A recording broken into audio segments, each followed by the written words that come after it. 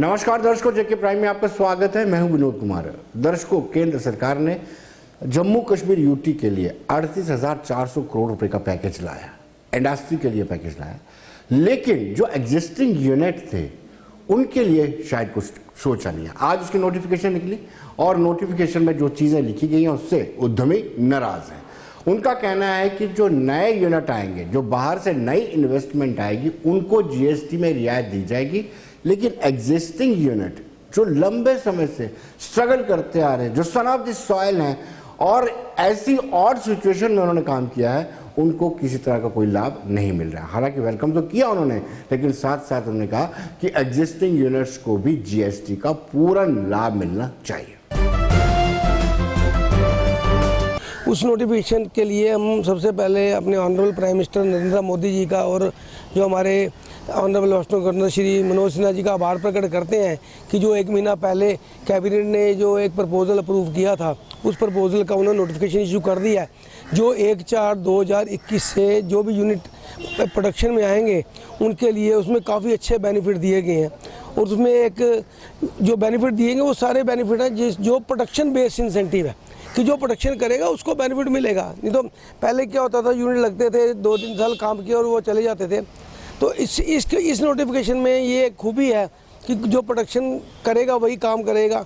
और दूसरी चीज़ पर इसमें जो हमने इसको जब स्टडी किया, एक इसमें जो एग्जिस्टिंग हमारे यूनिट हैं एमएसएमई सेक्टर, उसके लिए एक इसमें जो ग्रॉस जीएसटी की रिम्बर्समेंट है उसका एग्जिस्टिंग यूनिट को कोई उसके लिए उसका प्रोविज़न नहीं है, ना कोई यूनिट उसको प्रोविज़न है जो सब्सटेंशियल एक्सपेंशन करेगा।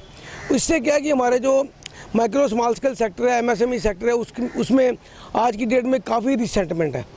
उसमें लोग कहते हैं कि हम लोग 30 साल से यहाँ मिलिटेंसी झेल रहे हैं, हम लोगों ने यूनिट चला रहे हैं, लोगों को एम्प्लॉयमेंट दे रखी है। आज गवर्नमेंट जो है नए यूनिटों के लिए जो ग्रॉस जीएसटी का बेनिफिट दे दिया, पुराने यूनिटों को पीछे छोड़ दिया। उससे क्या होगा कि जो पुराने यूनिट हैं वो नए यूनिट के जो लगेंगे उनके साथ कंपटीशन नहीं कर पाएंगे और आने वाले 1-2 साल में वो सारे यूनिट जो है बंद हो जाएंगे और उससे हमारे यहाँ पे एम्प्लॉयमेंट की काफ़ी प्रॉब्लम हो जाएगी। तो मेरी ऑनरेबल लेफ्टिनेंट गवर्नर साहब से ये रिक्वेस्ट है कि जो पुराने यूनिट यहाँ पर चल रहे हैं उनको भी जो ग्रॉस जीएसटी का बेनिफिट है एट पार नए यूनिट के लिए 10 साल के लिए दिया जाए, ताकि वो यूनिट भी जो उनके साथ जो हमारे जो नए यूनिट आएंगे उनके साथ एट पार कंपटीशन किया जाए। ऑलरेडी हमारे माइक्रो स्मॉल स्केल सेक्टर को ऑलरेडी जब 1 जनवरी 2020 से टोल टैक्स रिमूव किया गया, उसके बाद तो हमारे लोगों की जो प्रोडक्शन कैपेसिटी है वो 25 से 30% पे चली गई है। उसके बाद जब उसका भी अभी तक हमको गवर्नमेंट ने कोई बेनिफिट नहीं दिया, जबकि गवर्नमेंट ने कमेटी बनाई थी, आज तक उसका कोई बेनिफिट नहीं दिया गया। तो मेरी ऑनरेबल लेफ्टिनेंट गवर्नर साहब से ये रिक्वेस्ट है कि हमको अगर ग्रॉस जीएसटी सब यूनिटों को दिया जाए जो एग्जिस्टिंग है या जो नए आ रहे हैं जो एक्सपेंशन करेंगे, हमारे को रोड फ्रेट की जो इनकमिंग रोड फ्रेट की हमको रिइंबर्समेंट हो जाए और 2% का टर्नओवर का हमको जो लोकल टर्नओवर का इंसेंटिव मिल जाए, ताकि जो लोग लोकल मार्केट में सेल करते हैं। दर्शकों, उद्यमियों की एक ये भी नाराजगी है कि जब इंडस्ट्रियलिस्ट को लेकर के कोई फैसला लिया जाता है तो क्या जो स्टेक होल्डर्स हैं उद्यमियों को उस कमेटी में नहीं बिठाया जाना चाहिए। ये उनकी नाराजगी है। उनका कहना है कि इतने बड़े फैसले उद्यमियों को लेकर के लिए जाते हैं, लेकिन उद्यमियों को विश्वास में नहीं लिया जाता है। जब स्टेक होल्डर्स को विश्वास में नहीं लिया जाएगा, कहीं ना कहीं दिक्कतें तो जरूर आएंगी। ये दिक्कत भी उसी का एक हिस्सा है कि एग्जिस्टिंग यूनिट्स को किसी तरह का जीएसटी का लाभ नहीं मिल रहा है और जो नई इन्वेस्टमेंट आएगी उसका लाभ जो है उनको मिलेगा। ये जो कैबिनेट डिसीजन 1 महीना पहले आया था उसका फॉर्मेट आ गया। अब ये फॉर्मेट पढ़ के लगता है कि जो यूनिट नए आएंगे वो 2037 तक उनको 10 साल का जीएसटी ग्रॉस जीएसटी बेनिफिट मिलेगा। इसमें मैं सिर्फ एक ही आपको बात कहूँगा कि आज तक जितने पैकेज आए हैं उसको एग्जिस्टिंग इंडस्ट्री को साथ लेके चले हैं, पर इसमें जो हमें देखने को लग रहा है कि जो पुराने यूनिट चल रहे हैं हमारे एग्जिस्टिंग, ये बंद होने के कगार पे आ जाएंगे। उसका एक सबसे बड़ा एग्जांपल आपको देता हूँ मैं। ये जो पैकेज है 1 अप्रैल 2021 से लागू होगा। इसका आप सीधा मतलब समझ के चलो कि जो यूनिट 1 अप्रैल 2021 को रजिस्टर करेगा वो प्रोडक्शन में आएगा जाके 24 या 25 में। तो हमारे जो एग्जिस्टिंग बेनिफिट चल रहे हैं वो तब ख़त्म हो जाएंगे। तो हम कहाँ जाएंगे? उनके बेनिफिट स्टार्ट हो जाएंगे और पुराने वाले बंद हो जाएंगे। यहाँ तो हम लोग भी नया पुराना करें वो पॉसिबल नहीं होता स्मॉल और माइक्रो स्केल यूनिट्स के लिए, क्योंकि वो आगे अंडर कैपेसिटी चल रहे हैं। जब से टोल हटा है तब से बाहर वालों का वैसे ही व्यापार पे कब्जा हो गया इंडस्ट्री पे। हमारे प्रोडक्ट्स जो हैं अपनी इंडस्ट्रीज़ हैं वो ऑलमोस्ट 20% कैपेसिटी पे चल रही हैं। ये सबको पता है, ये फिगर्स गवर्नमेंट के पास भी हैं। तो हमें उम्मीद थी कि एग्जिस्टिंग इंडस्ट्री के लिए भी साथ लाएंगे कुछ, पर इस पैकेज में हमें ऐसा कुछ दिखा नहीं है अभी तक। हमें तो बहुत उम्मीद थी एक पिछले दो ढाई साल से कि पैकेज का हम वेट ही कर रहे थे इंडस्ट्रियल पॉलिसी का, ये जो पॉलिसी आई है, पर हमें इसमें निराशा ही हाथ लगी है एग्जिस्टिंग यूनिट के लिहाज से। अब जैसे मैं आपको एक बात बताऊं, जो यूनिट जुलाई 2017 से पहले लगे हुए थे उनको स्टेट गवर्नमेंट SGST रिफंड दे रही है, CGST दे रही है, IGST दे रही है, 2% CST कंपोनेंट दे रही है, सब कुछ दे रही है। अब 21 के बाद जो यूनिट आएंगे अप्रैल 21 के बाद उनको भी ऑलमोस्ट इंटरेस्ट का सबवेंशन और 300% ग्रॉस GST मिलेगा, जो कि सफिशिएंट है उनके नए यूनिट्स के लिए। इस दौरान ये यूनिट लगे हैं जुलाई 17 से लेके मार्च 21 तक लगे हुए हैं, PMT हुए हैं, उनके लिए कुछ भी नहीं है। वो ना पीछे वाले यूनिटों में रहे ना आगे वाले यूनिटों में रहे, उनको सिर्फ इंटरेस्ट सबवेंशन 5% दिया गया। वो कम्पीट करने के हालात में नहीं है और हमें पूरा अंदेशा है कि जैसे ये पॉलिसी लागू होगी कि पुराने यूनिट्स आस्ता आस्ता क्लोजर के वर्ज पे आ जाएंगे, तो इनको रिवाइव करना गवर्नमेंट के लिए बाद में बहुत मुश्किल हो जाएगा। जिस तरह से उठाया क्या, हमने इंडस्ट्रीज डिपार्टमेंट की हर मूव को वेलकम किया है, LG साहब की हर मूव को वेलकम किया है, क्योंकि हमें लगता था कि जब ये हमारा पेपर निकलेगा तो इसमें हमारी सारी डिमांड्स को इंक्लूड किया जाएगा।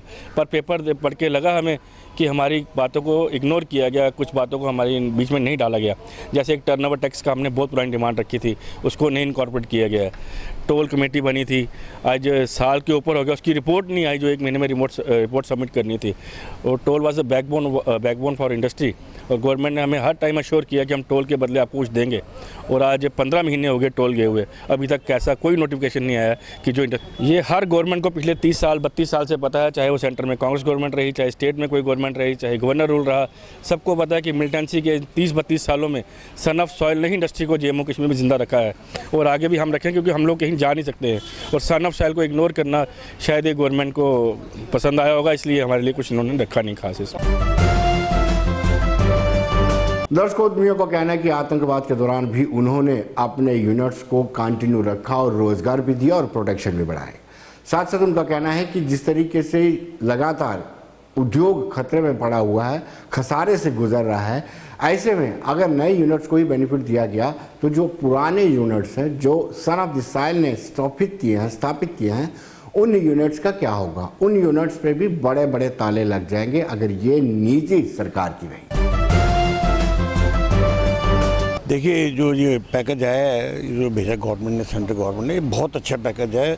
यहाँ पर बहुत तरक्की हुई जम्मू में इस पैकेज की वजह से, और बहुत बड़े बड़े यूनिट आ रहे हैं और हॉस्पिटल आ रहे हैं, ये जो टूरिज़्म के लिए आ रहे हैं। लेकिन ये ना हो कि अगर दौड़ और पीछा चोड़ जम्मू वाले वहीं रह जाएं। पुराने यूनिटों के लिए अभी कुछ खास नहीं है। वो इसमें तो यही है कि मेरी राय यह है कि इनको चाहिए कि जो पुराने यूनिट है उनको जो बेनिफिट ऑलरेडी वो अवेल कर रहे हैं उनको 10 साल के लिए एक्सटेंड करते हैं। जो पीरियड इनका है उसके लिए इनको एक्सटेंड करते हैं। ट्रांसपोर्ट ये टोल टैक्स हटाया है, हम उम्मीद थी इसके बदले में कुछ देंगे ये। दूसरा ये है कि और नहीं तो कुछ कम से कम 2% हमें सेल पे दे दें। जो ऑलरेडी पुराने यूनिट हैं, पुराने यूनिट तो बैठ जाएंगे। अगर नया यूनिट आया तो उसका मुकाबला पुराना यूनिट नहीं कर सकता। पुराने यूनिट हैं वो लोकल लोग ही हैं और लोकल लोग सर्वाइव नहीं करेंगे। अब मुझे बड़ी बात नहीं करनी है, गवर्नमेंट ने वो वोट तो लोकल आदमी से ही लेने हैं, बाहर वालों ने देने नहीं वोट अभी। लेकिन मैं ये कहता हूँ गवर्नमेंट का पैकेज बहुत अच्छा है, बहुत अच्छा है। बहुत पुराने यूनिट में एक्सपेंड भी करेंगे, लेकिन इनको नए यूनिट के, पुराने यूनिट के लिए सोचना बहुत ज़रूरी है। और मैं आपको एक बताऊँ, हमारे पुराने मुलाजिम यहाँ से छोड़ के जा रहे हैं। वो क्यों जा रहे हैं कि ये जो पुराने यूनिट बंद हो गए तो हम नौकरी कहाँ करेंगे। उन्होंने पहले से ही ये अपना प्लानिंग बना ली है। तो मैं गवर्नमेंट से ये अपील करूँगा कि पुराने यूनिट के लिए कम से कम जो पैकेज है 10 साल का जो ये है वो पुराने को एज इट इज एक्सपेंड कर दें। जो GST इनको ऑलरेडी अवेल कर रहे हैं वो उनको एक्सटेंड कर दें, तो फिर ये सर्वाइव कर जाएंगे। दर्शकों, हम ट्रांसपोर्टर्स की बात करेंगे तो ट्रांसपोर्टर्स भी बेमियादी हड़ताल पर जा रहे हैं। बेमियादी हड़ताल मतलब हड़ताल शुरू करेंगे, कब बंद होगी कब खत्म होगी इसका कोई मियाद नहीं है। उनका कहना है कि बार बार सरकार से आग्रह करने के बावजूद भी सरकार किराए में बढ़ोतरी नहीं कर रही है। उनका तर्क है कि 2018 में किराया बढ़ाया गया, अब पेट्रोल आसमान छू रहा है, डीजल आसमान छू रहा है, उसके बावजूद भी कोई किराया नहीं बढ़ाया जा रहा है। और कोविड में जिस तरीके से किराया बढ़ाया गया था उसको फिर वापस कर दिया गया है। तो उन्होंने कहा कि 24 तारीख से ट्रांसपोर्टर्स ने यह फैसला लिया है, कश्मीर से लेकर के लखनपुर तक पूरी तरह से ट्रांसपोर्ट को, पब्लिक ट्रांसपोर्ट को बंद रखा जाएगा और सरकार पर दबाव बनाया जाएगा कि किराया बढ़ाया जाए। हेलो,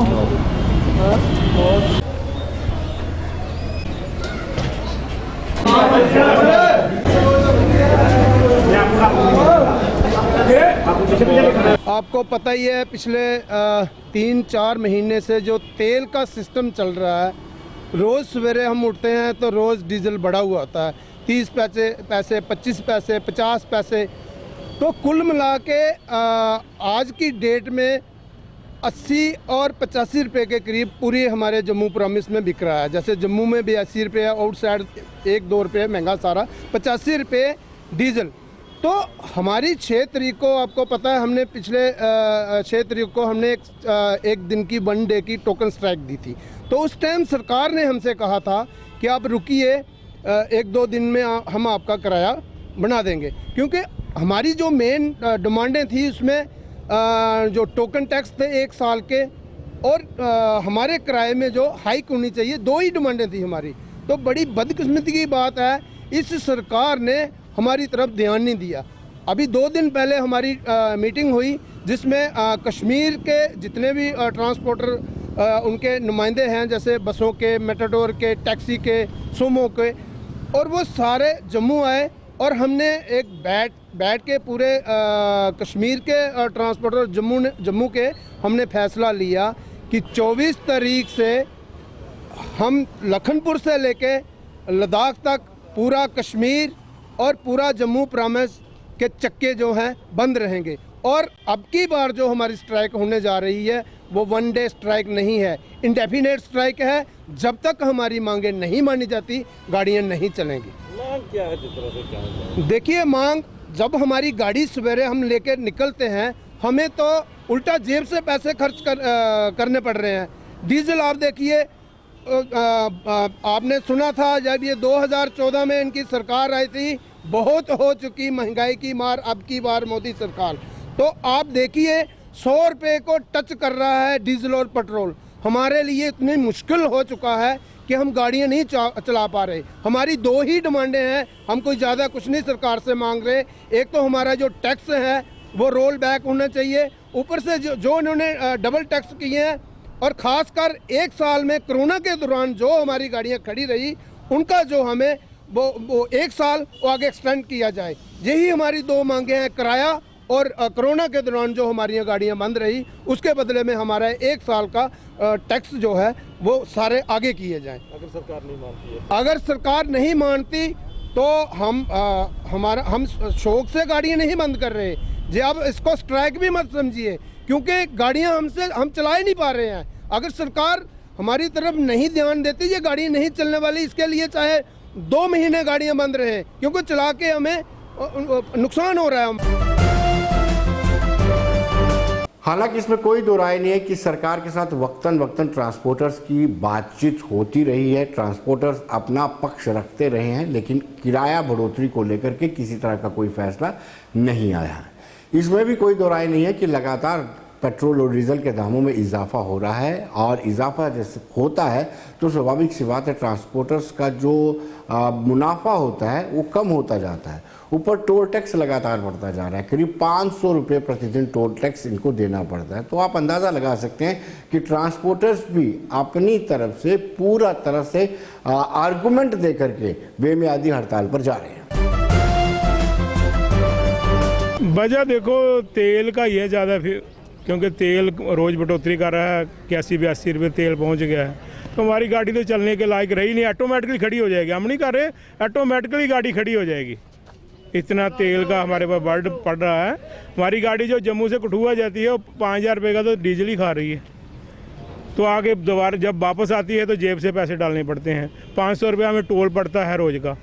तो हमें गवर्नमेंट की पता नहीं क्या पॉलिसी है, कैसे है। हमें हमारा 2018 में फेयर बढ़ा था, 2-2.5 साल का हमें कोई किराए की बढ़ोतरी हुई नहीं है। तो तेल दिन ब दिन 20 लीटर तेल बढ़ गया है। तो इसीलिए हमने कल भी मीटिंग हुई थी हमारी, कल हमारी प्रेस कॉन्फ्रेंस है, उसको 24 के बाद हम बंद निकाल दे रहे हैं।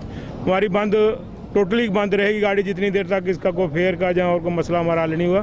हमारी गाड़ी को बिल्कुल नहीं चलेगी कोई भी। ट्रांसपोर्टर को कोई पूछता ही नहीं है, पता नहीं क्या ऐसा कोई कैसे जा रहा है, कैसे ड्यूटी बनी है, क्या हमें ऐसे इतनी परेशानी हो रही है कि हम गाड़ी चलाने के लायक रहे नहीं। अभी जम्मू का परामर्श का हो जाएगा, श्रीनगर का भी हो जाएगा। जितनी देर हमारा किराए की बढ़ोतरी नहीं होगी इतनी देर गाड़ियाँ बंद रहेंगी हमारी।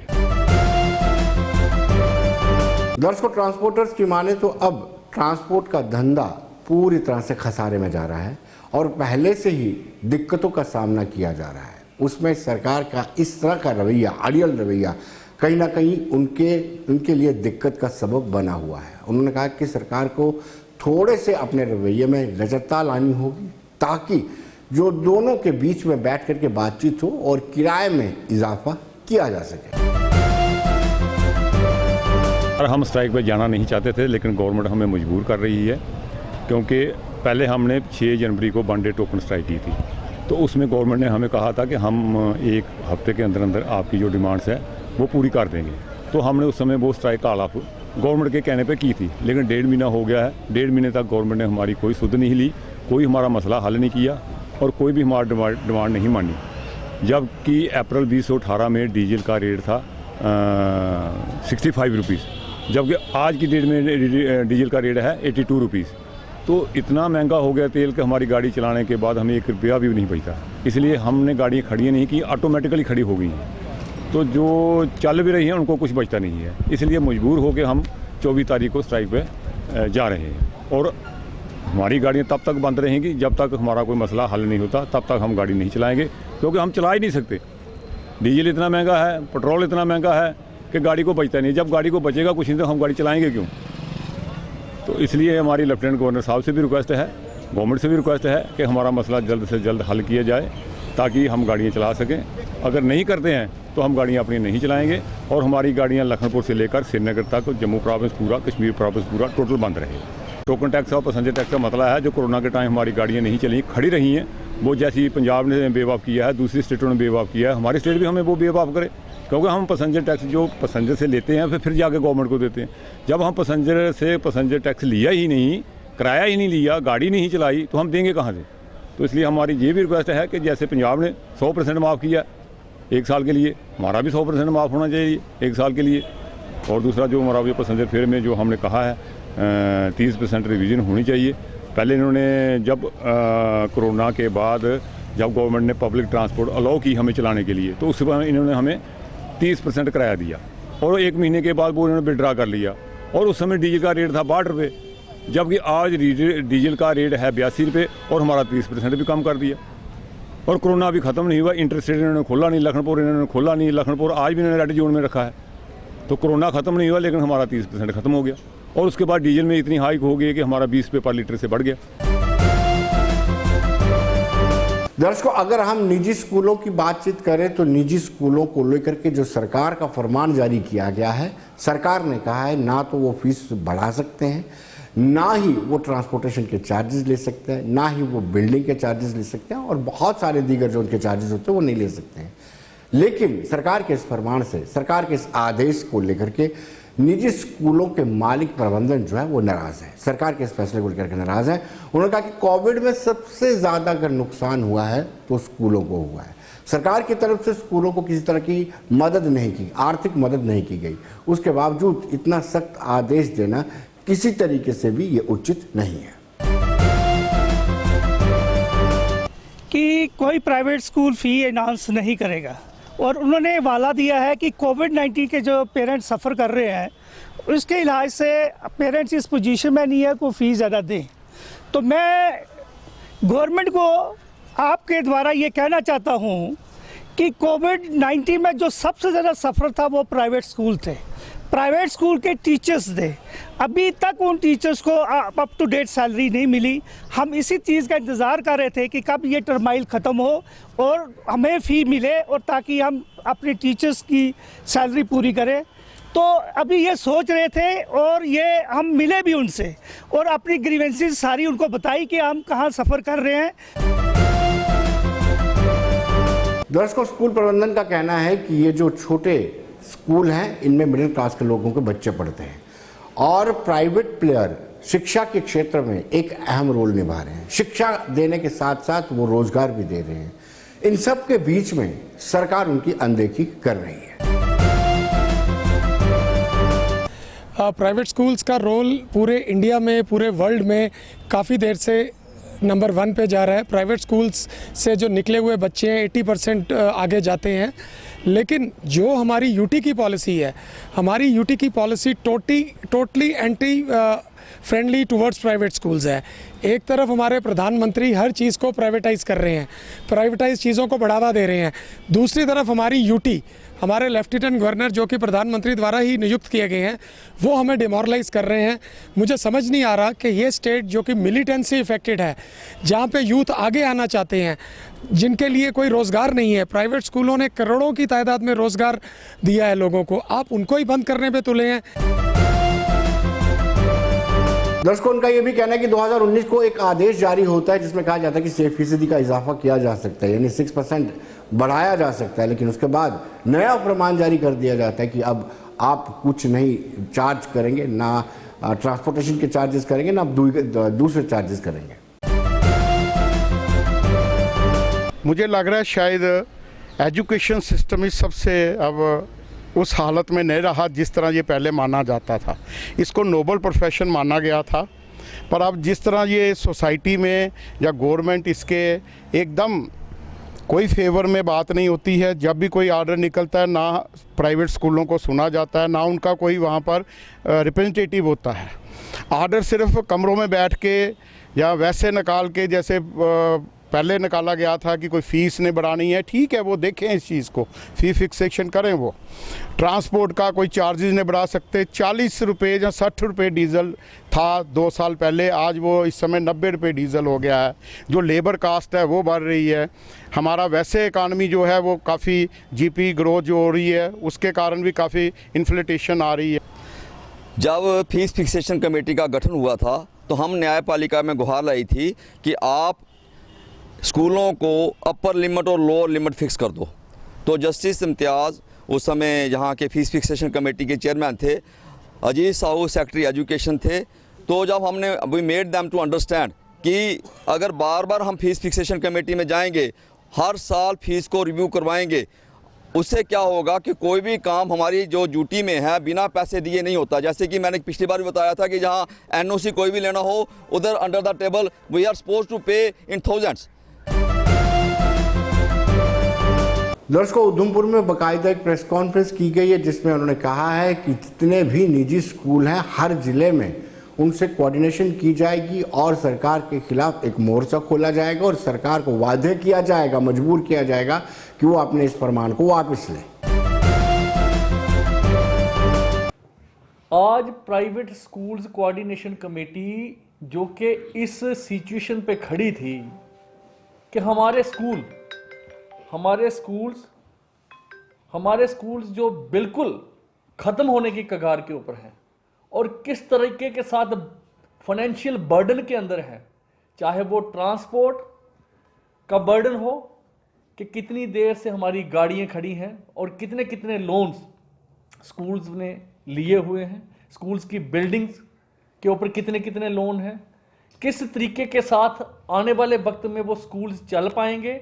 90% स्कूल बिल्कुल ऐसे they are at the verge of collapse, financially totally wrecked. हम उस स्थिति को किस तरीके का साथ संभाला जाए, हमारी एक कोशिश थी कि एक डिस्कशन हमने पूरी सोसाइटी के अंदर शुरू की और हम हर डिस्ट्रिक्ट के अंदर अपने यूनिट से इंटरेक्शन कर रहे हैं और ऑन ग्राउंड क्या सिचुएशन है, कितने स्कूल्स बंद होने की कगार के ऊपर हैं और कितने किस लेवल पे हैं और इस सिचुएशन से, इस हालात से कैसे उभरा जाए, उसी की कड़ी आज हमारी विजिट डिस्ट्रिक्ट उधमपुर में हुई। दर्शकों, हम शिक्षा की मौजूदा हालत पर चर्चा करेंगे। आज अभी थोड़ी देर पहले हमने आपको बताया कि प्राइवेट प्लेयर यानी निजी स्कूल है वो एक अहम रोल निभा रहे हैं। अगर हम सरकारी स्कूलों की बात करें तो मेंढर के एक मिडिल स्कूल जो नाकाकोट में पड़ता है और ब्लॉक बालाकोट है, उसकी बात करें तो उसमें करीब 170 के करीब बच्चे पढ़ते हैं और मात्र 2 ही कमरे सही हैं। 4 कमरे हैं लेकिन 2 लीक करते हैं। यहाँ की है कि 2 को रेनोवेशन करने की ज़रूरत है। तो ऐसे में आप क्या उम्मीद करते हैं कि प्राइवेट स्कूल के बच्चे पढ़ेंगे और आप क्या उम्मीद करते हैं कि कितना बेहतर इंफ्रास्ट्रक्चर आप स्कूलों को प्रोवाइड कर सकते हैं?